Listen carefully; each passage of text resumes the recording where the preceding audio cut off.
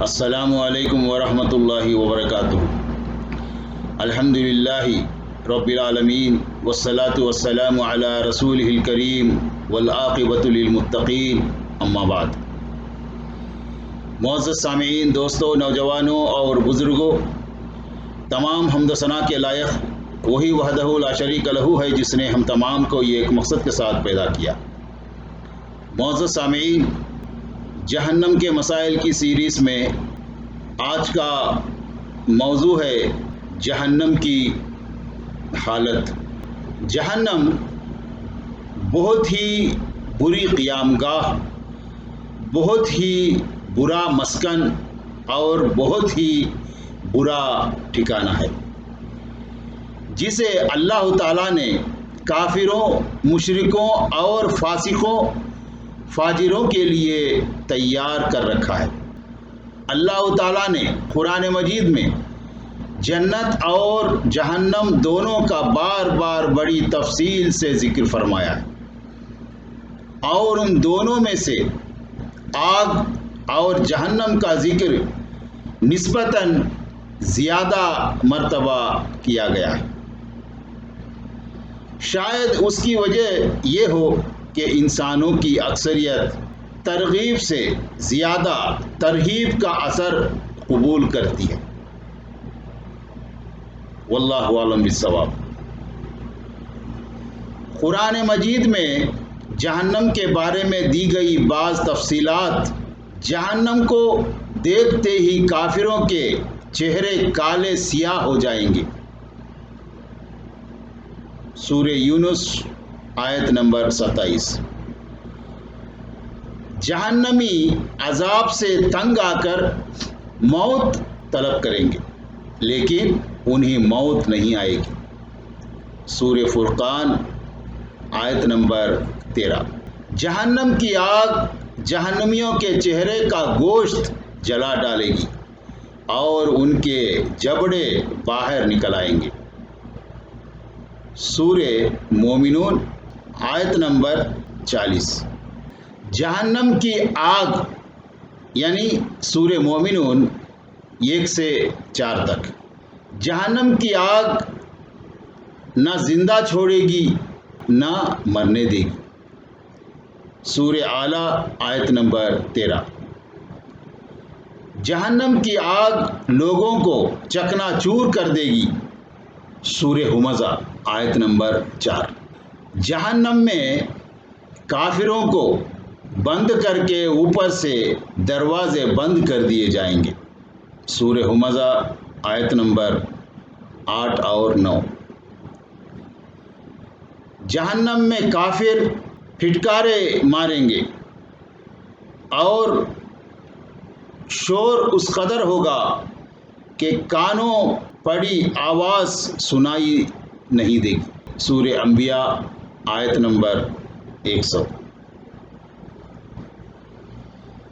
جہنمیوں کو توہڑ کا زہریلا، کانٹے دار اور بدبودار درخت کھانے کے لیے دیا جائے گا۔ سورہ دخان آیت نمبر 43۔ جہنمیوں کے زخموں سے بہنے والا خون اور پیپ نیز کھولتا ہوا پانی جہنمیوں کو پینے کے لیے دیا جائے گا۔ سورہ ابراہیم آیت نمبر 16 اور 17۔ جہنمیوں کو آگ کا لباس پہنایا جائے گا۔ سورہ حج آیت نمبر 20۔ جہنمیوں کے ہاتھ اور پاؤں زنجیروں سے باندھ دیے جائیں گے اور آگ کے شعلے ان کے چہروں پر برسائے جائیں گے۔ سورہ ابراہیم آیت نمبر 49-50۔ جہنمیوں کے لیے آگ کا اوڑھنا اور آگ کا بچھونا ہوگا۔ سورہ اعراف آیت نمبر 41۔ معزز سامعین، یہ حالات ہوں گے جہنم میں۔ جہنمیوں کے لیے آگ کی چھتریاں اور آگ کے فرش ہوں گے۔ سورہ زمر آیت نمبر 16۔ جہنمیوں کے لیے آگ کی قناتیں ہوں گی۔ سورہ کہف آیت نمبر 29۔ جہنمیوں کی گردنوں میں آگ کے بھاری توخ ڈالے جائیں گے۔ سورہ حاقہ آیت نمبر 30۔ جہنمیوں کے پاؤں میں بھاری بیڑیاں ڈالی جائیں گی۔ سورہ مزمل آیت نمبر 12۔ جہنمیوں کو سخت زہریلی گرم ہوا اور سخت زہریلی گرم دھوئیں کا عذاب بھی دیا جائے گا۔ سورہ واقعہ آیت نمبر 41 سے 44 تک۔ جہنم میں جہنمیوں کو منہ کے بل گھسیٹا جائے گا۔ سورہ قمر آیت نمبر 48۔ جہنمیوں کو آگ کے پہاڑ صعود پر چڑھنے کا عذاب دیا جائے گا۔ سورہ مدثر آیت نمبر 17۔ جہنمیوں کو لوہے کے کرزوں اور ہتھوڑوں سے مارا جائے گا۔ سورہ حج آیت نمبر 19۔ یعنی ان آیات کے حوالے سے قرآنی آیات کا ترجمہ نہیں بلکہ مفہوم دیا گیا ہے۔ قرآنی آیات کے بعد اب احادیث مبارکہ میں دی گئی بعض تفصیلات معلوم کر لیں۔ جہنم میں گرایا گیا پتھر 70 سال بعد جہنم کے تہہ میں پہنچتا ہے۔ مسلم۔ جہنم کے ایک احاطے کے دو دیواروں کے درمیان 40 سال کی مسافت کا فاصلہ ہے۔ اسے ابو یعلا نے روایت کیا۔ جہنم کو میدان حشر میں لانے کے لیے 4 ارب 90 کروڑ فرشتے مقرر ہوں گے۔ اسے مسلم نے روایت کیا ہے۔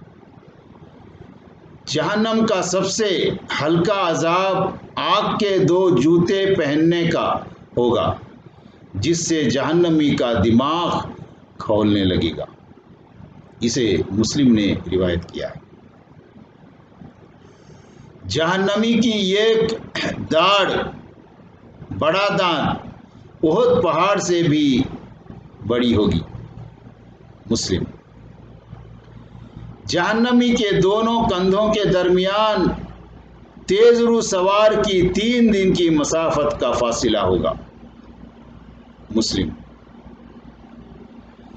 جہنمی کے جسم کی کھال 42 ہاتھ 63 فٹ موٹی ہوگی۔ اسے ترمذی نے روایت کیا۔ یعنی 42 ہاتھ 63 فٹ موٹی ہوگی۔ دنیا میں تکبر کرنے والوں کو چونٹیوں کے برابر جسم دیا جائے گا۔ اسے ترمذی نے روایت کیا۔ جہنمی اس قدر آنسو بہائیں گے کہ ان میں کشتیاں چلائی جا سکیں گی۔ مستدرک حاکم۔ جہنمیوں کو دیے جانے والے کھانے تھوہر کا ایک ٹکڑا دنیا میں گرا دیا جائے تو ساری دنیا کے جانداروں کے اسباب معیشت برباد کر دے۔ اسے احمد، نسائی اور ترمذی اور ابن ماجہ نے روایت کیا ہے۔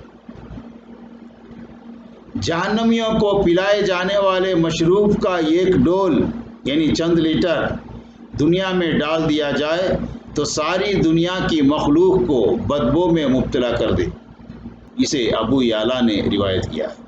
معزز سامعین، جہنمیوں کے سر پر اس قدر کھولتا ہوا گرم پانی ڈالا جائے گا کہ وہ سر میں چھید کر کے پیٹ میں پہنچے گا اور پیٹ میں جو کچھ ہوگا اسے کاٹ ڈالے گا اور یہ سب کچھ پیٹ سے نکل کر قدموں میں آ گرے گا۔ اسے احمد نے روایت کیا ہے۔ کافر کو جہنم میں اس قدر سختی سے ٹھونسا جائے گا جس طرح نیزے کی انی دستے میں سختی سے گاڑی جاتی ہے، جس طرح نیزے کی انی سختی سے اس میں گاڑی جاتی ہے۔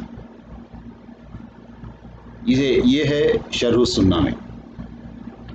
جہنم کی آگ شدید سیاہ و رنگ کی ہے، جس میں ہاتھ کو ہاتھ بجھائی نہیں دے گا، یعنی اتنی کالی ہوگی۔ اسے مالک نے روایت کیا ہے۔ جہنمیوں کو آگ کے پہاڑ صعود پر چڑھنے میں 70 سال لگیں گے، اور اترے گا تو پھر اسے چڑھنے کا حکم دیا جائے گا۔ اسے ابو یعلا نے روایت کیا ہے۔ جہنمیوں کو مارنے کے لیے لوہے کے کرس اتنے وزنی ہوں گے کہ انسان اور جن مل کر بھی اسے اٹھانا چاہیں تو نہیں اٹھا سکتے۔ اسے ابو یعلا نے روایت کیا۔ جہنم کے سانپ قد میں اونٹوں کے برابر ہوں گے۔ ایک دفعہ ڈسنے سے کافر 40 سال تک اس کے زہر کی جلن محسوس کرتا رہے گا۔ اسے احمد نے روایت کیا۔ جہنم کے بچھو قد میں خچر کے برابر ہوں گے۔ ان کے ڈسنے کا اثر کافر 40 سال تک محسوس کرتا رہے گا۔ اسے احمد نے روایت کیا۔ جہنمیوں کو جہنم میں منہ کے بل چلایا جائے گا۔ اسے مسلم نے روایت کیا ہے۔ جہنم کے دروازے پر عذاب دینے والے 4 لاکھ فرشتے موجود ہوں گے، جن کے چہرے بڑے ہیبت ناک اور سیاہ ہوں گے، یعنی کچلیاں اور باہر نکلی ہوئی ہوں گی، سخت بے رحم ہوں گے، اور اس قدر جسیم کہ دونوں کندھوں کے درمیان پرندے کے 2 ماہ کی مسافت کا فاصلہ ہوگا۔ اسے ابن کثیر نے روایت کیا۔ یہ ہے وہ ہولناک اور المناک عقوبت خانہ آخرت جس کا قرآن مجید اور احادیث مبارکہ میں بار بار جہنم کے نام سے ذکر کیا گیا۔ اللہ تعالی ہم میں سے ہر مسلمان کو اپنے فضل و کرم اور احسان عظیم کے ذریعے محفوظ اور مامون فرمائے۔ بے شک وہ بڑا بخشنے والا اور رحم فرمانے والا ہے، اور جو چاہے وہ کرنے پر قادر ہے۔ معزز سامعین، اس جہنم سے بچنے کے لیے اور جنت میں داخل ہونے کے لیے ہر انسان کو اس دنیاوی زندگی میں اسلام کو اپنانا ہوگا۔ اسلامی نظام زندگی کے تحت زندگی گزارنی ہوگی۔ شرک و بدعات سے دور رہتے ہوئے زندگی گزارنا ہوگا۔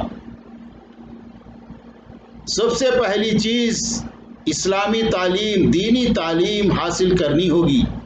اسی کے ذریعے صحیح زندگی گزار سکتے ہیں۔